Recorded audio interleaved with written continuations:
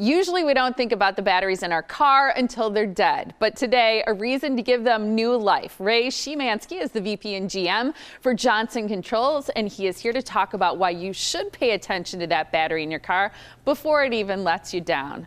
Nice to see you. Thank you. I'm happy to be here. And we're happy to have you on the Morning Blend. Let's talk about car batteries, because honestly, I never think about mine until it quits on me.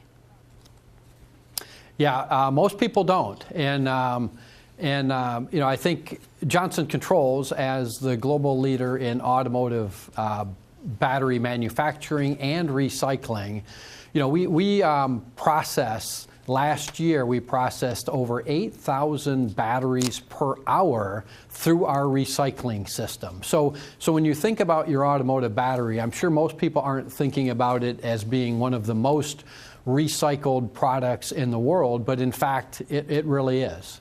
So what usually happens to the dead batteries or the old batteries when we get a new one? So most of the batteries actually do get recycled. As an example here, I have a battery, and I'll talk through some of the components, but you know, the primary components in a battery are the plastic parts, the lid and the case.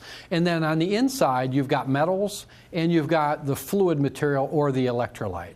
And so when a battery comes back and gets returned, what we do with it is we effectively break it, tear it apart, and we take the electrolyte, we reuse that electrolyte in the manufacture of new batteries, or it's used to process detergents, glass, other components, or other consumer products.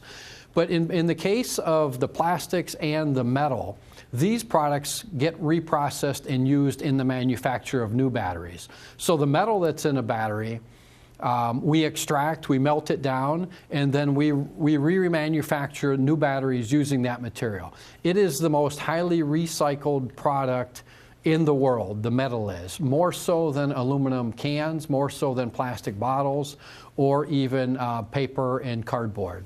That's amazing. A very similar situation, Yeah, very similar with the plastics as well. We take these plastics, we melt them back down, convert them into pellets, and then these pellets are used back in the molding process to make new cases and new lids. I was shocked to read that 99% of conventional batteries can be recycled. So there's a very small number that can't be. And what happens to batteries that aren't properly recycled? Well, our data shows that on an annual basis in the United States, there's about 2 million batteries that go unrecycled. And many of them just sit in people's garages. You know, we have a lot of do-it-yourselfers in the United States, and we have a lot of, we have a lot of other products other than just cars. So we may have boats, we may have four-wheelers, we may have motorcycles. And so when we replace a lot of these batteries, we may be buying from a retail store, we replace them in our own garage or workshop, and then we're left with the battery, not knowing what to do with it.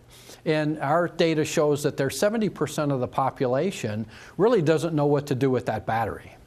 I get that, and it's interesting to note that something like 85 million new vehicles are made across the globe, and you have to think that in the lifetime of that vehicle, 3 to 4 batteries might be replaced or used during that time. So it's obviously something that's very important for us to keep top of mind. And what is Johnson Controls doing specifically to help promote this cause?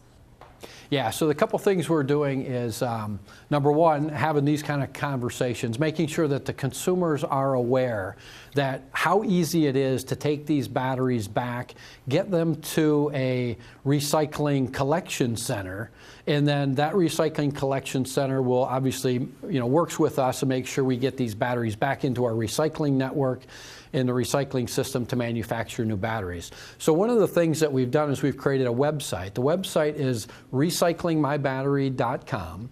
And what the consumer can do is you can go in and put your zip code in, and it will show you the collection centers that are located in your general vicinity where you can take these batteries back in order to start the recycling process. And what you'll find is, number one, the website is very easy to use, and you'll also realize that you're passing by these locations on a daily basis. They might be auto parts stores, they may be retail centers, or they may be your local garage. So it's a real easy process to get these back into the recycling process and system instead of having them sit around in your garage. It's wonderful that Johnson Controls, a company that's based in the Milwaukee area, is leading this charge. We appreciate your time, Ray. Thank you so much.